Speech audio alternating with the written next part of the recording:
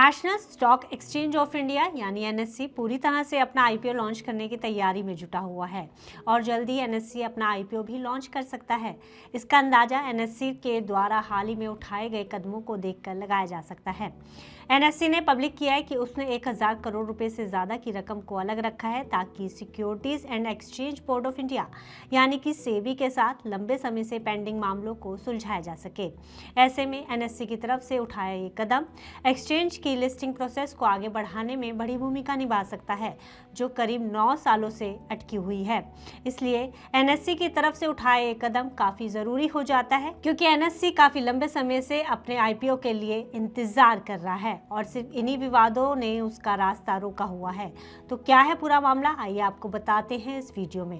एक media reports के मुताबिक एनएससी ने मंगलवार को साफ शब्दों में बता दिया है कि उसने सेबी के साथ पेंडिंग मामलों के निपटारे के लिए कुल 1387 करोड़ रुपए की 2 अलग अलग सेटलमेंट के लिए अलग अलग रखा हुआ है। इन मामलों का संबंध 2018 के सेबी सेटलमेंट रेगुलेशन के तहत कोलोकेशन और डार्क फाइबर विवादों से है। एनएससी ने कहा कि निपटारे के लिए उसने करंट फिस्कल ईयर के दूसरे क्वार्टर में 1297 करोड़ रुपए का प्रावधान किया है, जिसमें ब्याज भी शामिल है।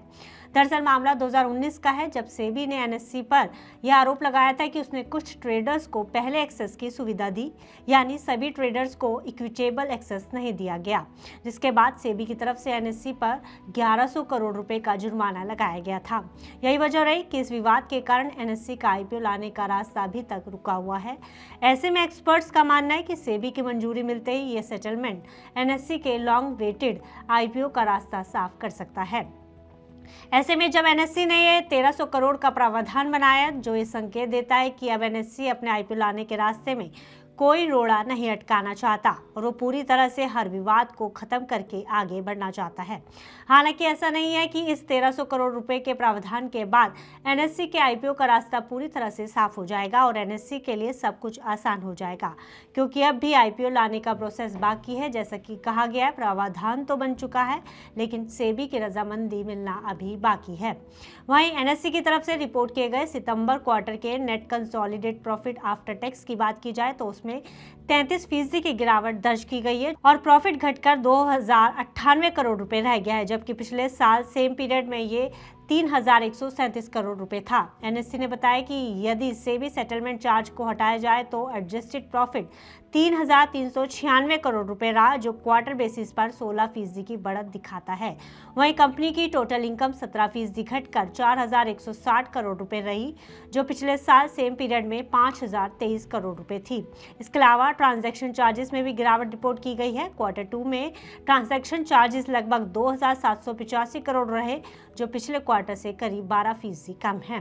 एनएससी के मैनेजिंग डायरेक्टर और सीईओ आशीष कुमार चौहान ने साफ किया है कि एक्सचेंज अपने शेयरों की लिस्टिंग अगले संवत 2082 में कर सकता है, बशर्ते उसे सेबी की मंजूरी मिल जाए। उन्होंने कहा, हम आशा करते हैं कि नए संवत में हम एनएससी को लिस्ट कर पाएंगे।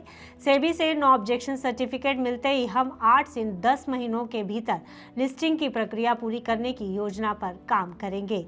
इस कदम से आईपीओ की संभावना बेहतर हुई है, लेकिन ये अभी हैप्पी एंडिंग नहीं है। अभी भी देखना है कि आगे क्या होगा।